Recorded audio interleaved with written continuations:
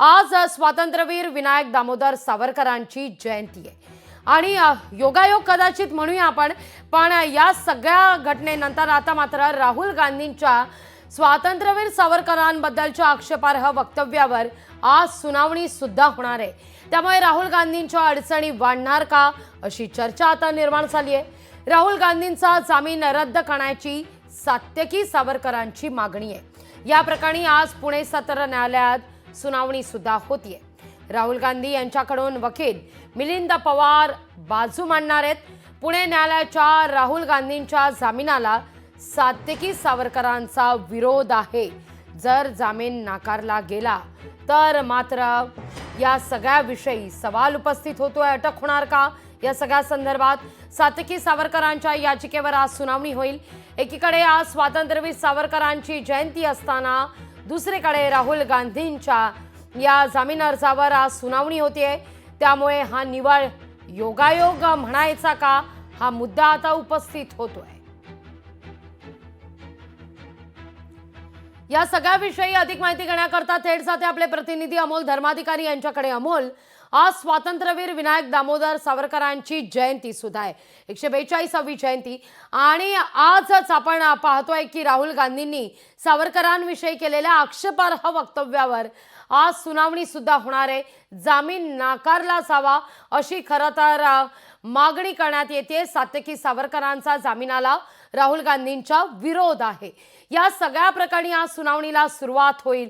काय नेमकं घडेल? निवळ योगायोग म्हणायचा की काय म्हणावं या सगळ्याला?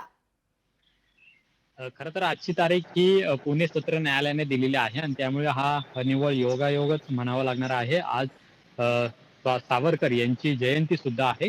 साधारण दुपारी 12 वाजता या सुनावणीला सुरुवात होणार आहे। गेल्या वेळी जी सुनावणी झालेली होती त्यामध्ये पुणे सत्र न्यायालयाने राहुल गांधी यांना जामीन मंजूर केलेला होता। मात्र याच जामिनाला विरोध सात्यकी सावरकर, जे सावरकर यांच्या बाजूने त्यांनी याचिका दाखल केलेली होती, त्यांचं म्हणणं होतं, त्याचा विरोध होता आणि त्यामुळे त्यांनी पुन्हा एकदा राहुल गांधींच्या जामिनाविरोधामध्ये पुणे सत्र न्यायालयामध्ये अर्ज दाखल केलेला आहे। खरं तर याची सुनावणी याआधी होणं अपेक्षित होतं, मात्र न्यायालयाला काही सुट्ट्या होत्या आणि त्यामुळे ही तारीख पुढे ढकलण्यात आलेली होती आणि न्यायालयाकडून 28 मे ही तारीख देण्यात आलेली होती। त्यानुसार आज ही सुनावणी होतीये।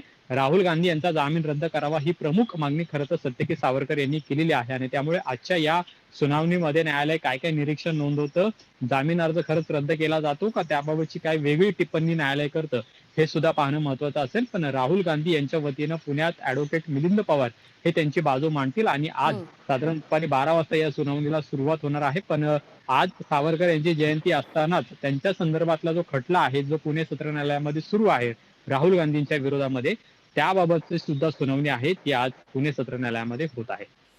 जर जामीन नाकारला गेला अमोल तर मात्र अटक होण्याची शक्यता वर्तवली जाते, तशी चर्चा सुद्धा सुरू झाली। अमोल,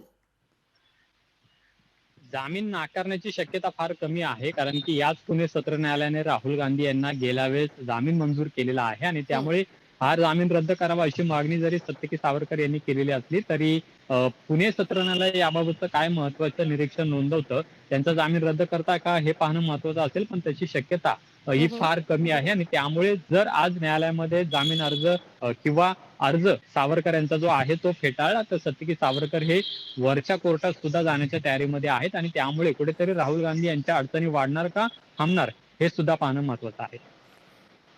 निश्चित अमोल, माफ करा काही सेकंद तुम्हाला थांबवते याविषयी बोलण्याकरता। संघ विचारक अमोल पुसतकर आपल्या सोबत जोडले गेलेले आहेत। अमोलजी नमस्कार, स्वागत आहे तुमचं लोकशाही मराठीमध्ये। आज स्वातंत्र्यवीर विनायक दामोदर सावरकरांची जयंती सुद्धा आहे आणि आजच राहुल गांधींनी सावरकरांबद्दल केलेल्या आक्षेपार्ह वक्तव्यावर सुनावणी होतीये। सात्यकी सावरकरांनी राहुल गांधींच्या जामीन नाकारावा या संदर्भात याचिका केली आहे। काय म्हणावं, हा निव्वळ योगायोगच का?